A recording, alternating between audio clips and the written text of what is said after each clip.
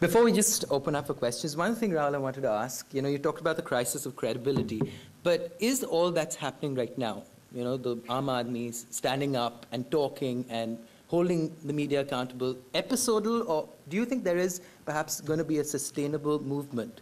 You've been talking about the various guilds and associations, but government and a lot of editors and people I've spoken to started talking about a British or American model of an ombudsman.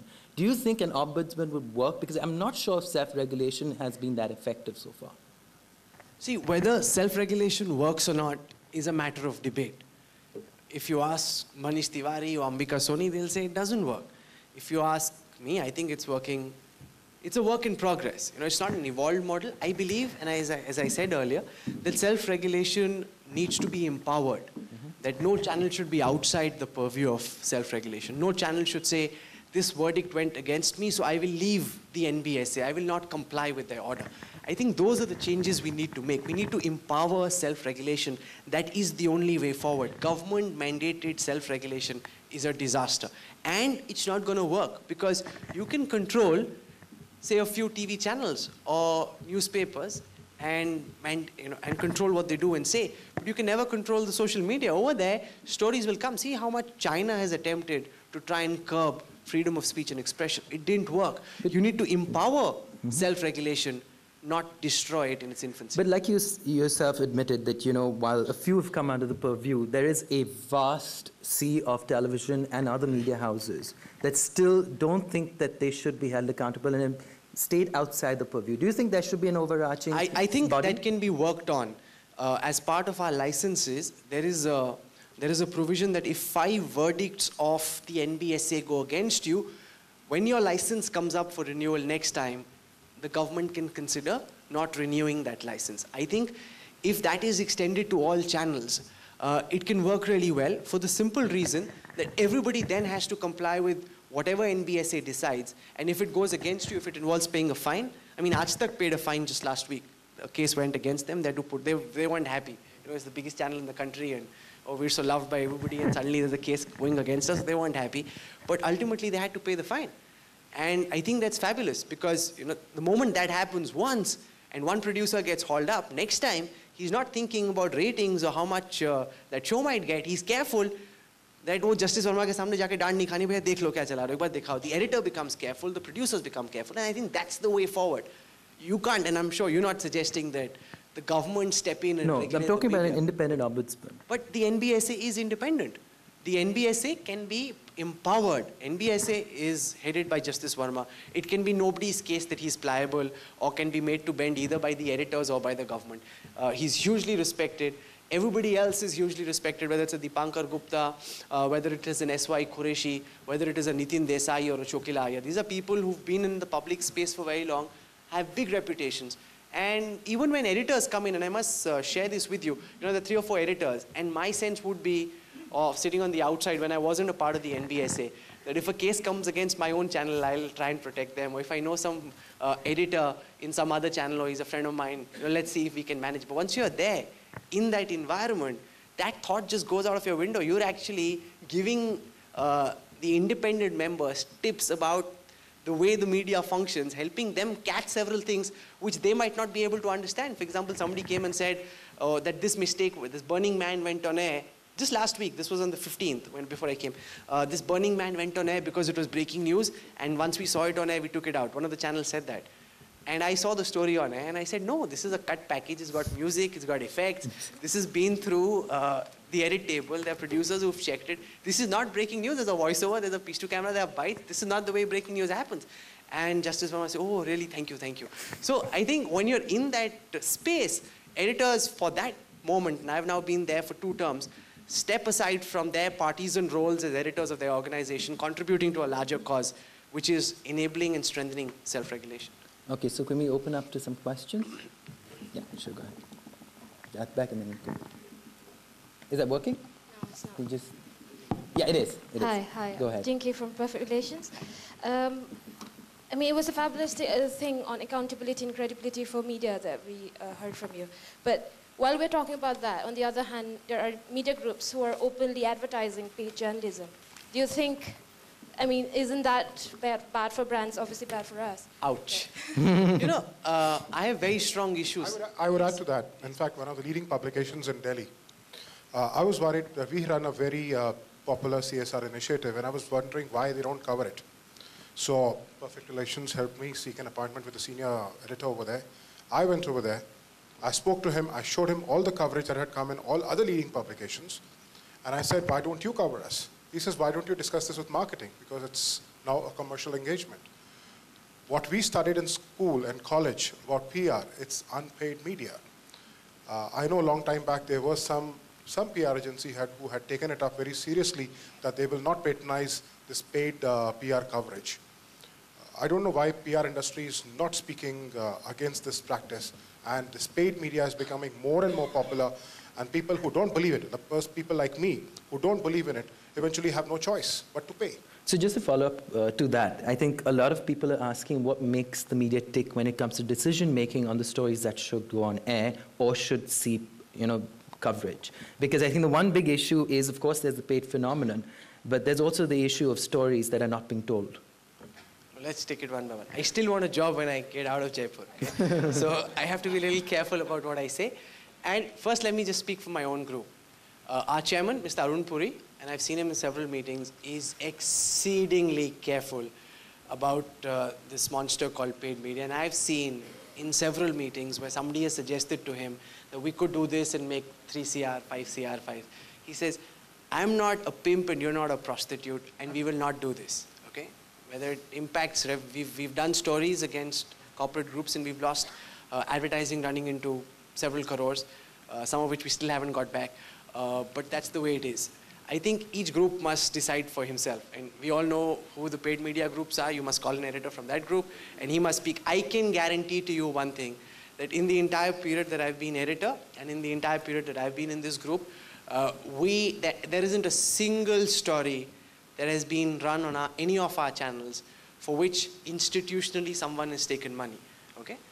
Some random stringer in Haridwar might go and tell some local businessman that meko 20,000 rupees do, varna main, something like that might happen, which is an isolated case, which hasn't happened, I'm saying, but something like that can happen at any time in any organization, but against which there are very strict action to be taken against that particular person, and he's immediately terminated if something like that. But I think it also is about the reputation of a group. If you believe that you can do this on Headlines Today, or if you do this on Aaj Tak, you'll keep getting approached to do these things.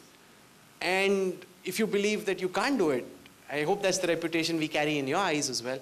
If you believe that you can't give these guys money to run a story, then that's not going to happen. There are places where that's acceptable, but then there are owners who've been on air, who've been on record saying that they are, since 90% of their revenue actually comes from advertising, they're in the business of advertising, not in the business of news. Now, if that's the perspective of the management, then, well, everybody's in the business of advertising in their group. However, to extend that to all groups, you worked in some channels yourself, that's not fair. Just to say that one politician is corrupt and therefore everyone's corrupt is not fair. I strongly, and my wife thinks that everybody's corrupt. I don't think so. There are some who are corrupt and there are some who are not corrupt, and you must have the ability to distinguish. So yes, paid news is a big problem, and I think it should be curbed. But the good thing is that as a consequence of what happened with, say, Zee and Jindal, and as a consequence of some of the other things, people are now more careful. At least, there's some groups that have sold their hearts out. If you've sold your heart out, then it doesn't really matter, right? You can get away with it as long as you can. But some groups which are in the middle, where the lines might have been getting blurred, because now, for example, how do you get an interview with a film star nowadays?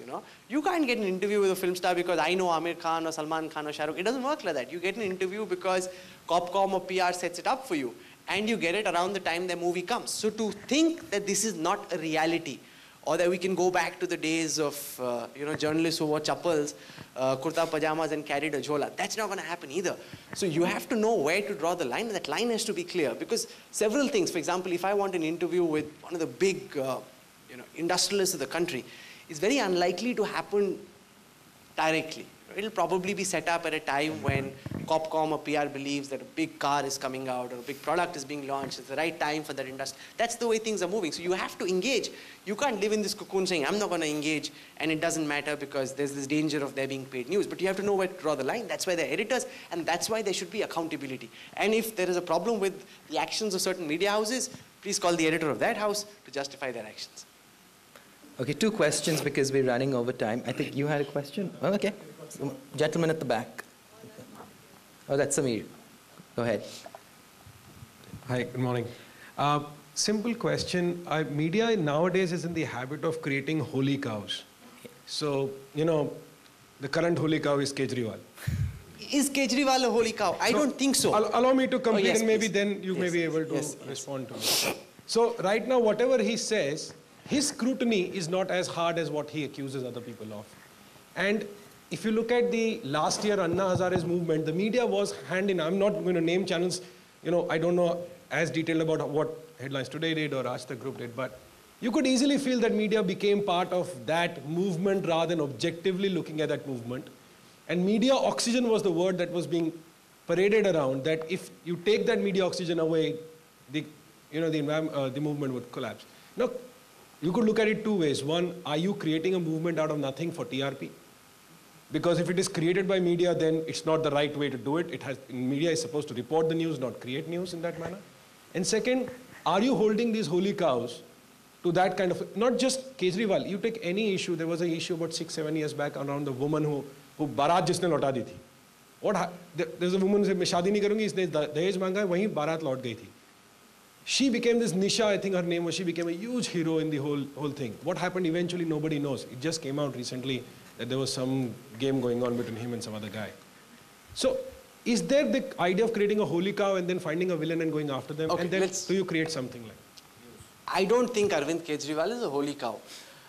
We interviewed him just last week. I don't know if any of you managed to see it, but we completely took him apart for some of the accusations he'd made without adequate evidence. And even when the big flop show happened in Mumbai, when nobody showed up at Bandra Kurla complex, the media went after them saying it's a complete flop show. And I received so many hate calls from Arvind, from his team on Twitter, Facebook, everywhere saying, अरे government ने आपको खरीद लिया, बताओ कितने पैसे मिले, हम देखेंगे आपके बैंक अकाउंट्स, etc., etc.